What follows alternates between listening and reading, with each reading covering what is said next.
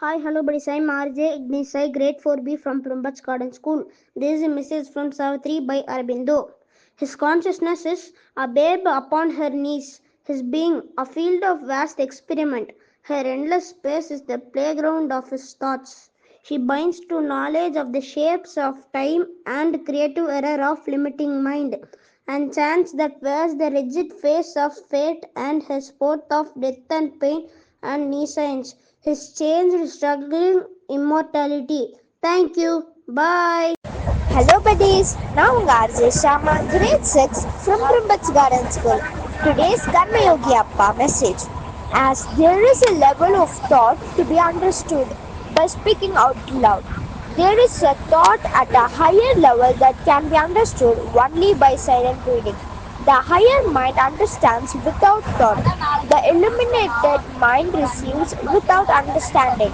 The intuitive mind without light, while the supermind dispenses with the need to know. Thank you. Bye. Hi, hello, buddies. I'm RJ Sharma, studying in grade 6 from Brumbach Garden School. Today we are going to see a moral story. Let's start. In a meadow lived a tiny rabbit named Bunty. Despite being small, Bunty was known for his bravery. One day, a fierce fox threatened the other animals. Bunty, with his quick wit, devised a plan to outsmart the fox. He gathered all the animals and explained how they could work together to scare off the fox. With unity and coordination, they executed Bunty's plan. The fox, taken aback by the collective effort, fled the meadow and never returned.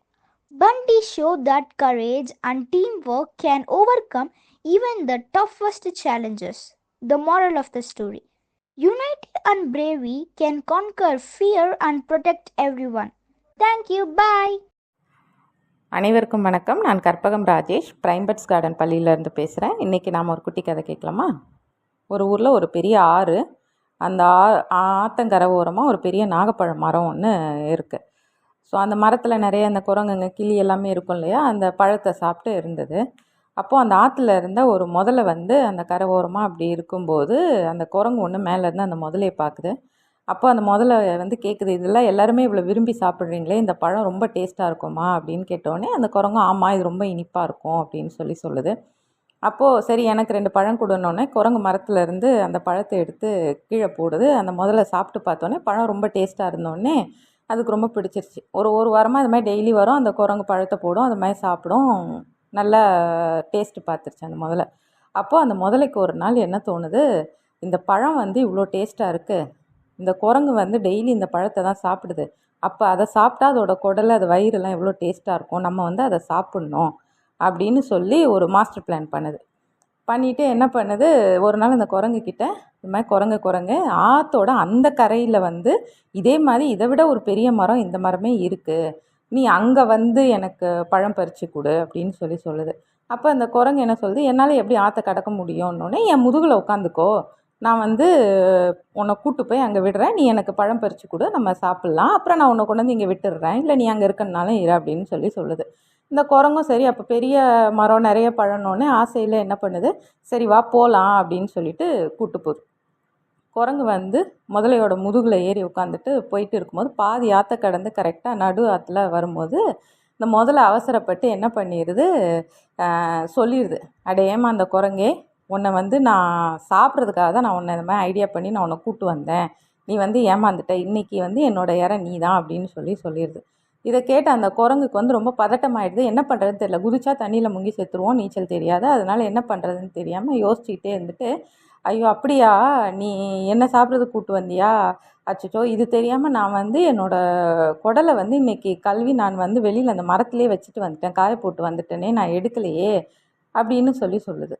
உடனே இந்த முதல்ல யோசிக்குது, ஐயோ அப்படியா, நம்ம அதை plan பண்ணி தானே நம்ம வந்து இதை சாப்பிட்ணுன்னு நினச்சோம், இப்போ இல்லைன்னொன்னே நீ பொய் சொல்கிற அப்படின்னு முதல்ல சொல்லுது. இல்லை நீ இவ்வளோ தூரம் சொல்கிறதுனால நான் சொல்கிறேன், நிஜமாகவே நான் வந்து இன்றைக்கி எனக்கு வயிறு ஒரு மாதிரி இருக்குதுன்னு சொல்லி என் குடலை வந்து நான் க்ளீன் பண்ணி நான் அங்கே வச்சுட்டு வந்திருக்கேன், மரத்தில் காய வச்சுட்டு வந்திருக்கேன் அப்படின்னு சொல்லுது. இந்த முதலையும் அதை நம்பி சரி இப்போ என்ன பண்ணுறதுன்னொடனே நீ என்னை திருப்பி கூட்டு போ, நான் மரத்தில் ஏறி நான் எடுத்துக்கிறேன் அப்படின்னு சொன்னோடனே இந்த முதல்ல வந்து திருப்பி ஆசையில் திருப்பி அந்த கரைக்கே கொண்டு வந்து விட்டோன்னே இந்த குரங்கு டக்குன்னு குதிச்சு கடகடன்னு மரத்து மேலே ஏறிட்டு அப்பாடா உயிர் பிழைச்சோன்னு நினச்சிட்டு அந்த முதலைக்கிட்ட சொல்லிச்சான், அச்சச்சோ உனக்கு போய் நான் உதவி பண்ண பார்த்தேனே, நீ ஏன் இவ்வளோ பேராசையால் நீ எவ்வளோ முட்டாளாக இருக்க பாரு, குடலை கழுவி வச்சுருக்கேன்னு சொன்னால் என்னை நம்பி கொண்டு வந்து விட்டுட்டு இனிமேல் உன் சகவாசமே தேவையில்லை போ அப்படின்னு சொல்லிட்டு ஓடி எஸ்கேப் ஆயிடுது. இந்த கதை உங்களுக்கு ரொம்ப பிடிச்சிருக்குன்னு நினைக்கிறேன். நம்ம நெக்ஸ்ட் ஒரு குட்டி கதையில் மீட் பண்ணலாம். நன்றி, வணக்கம்.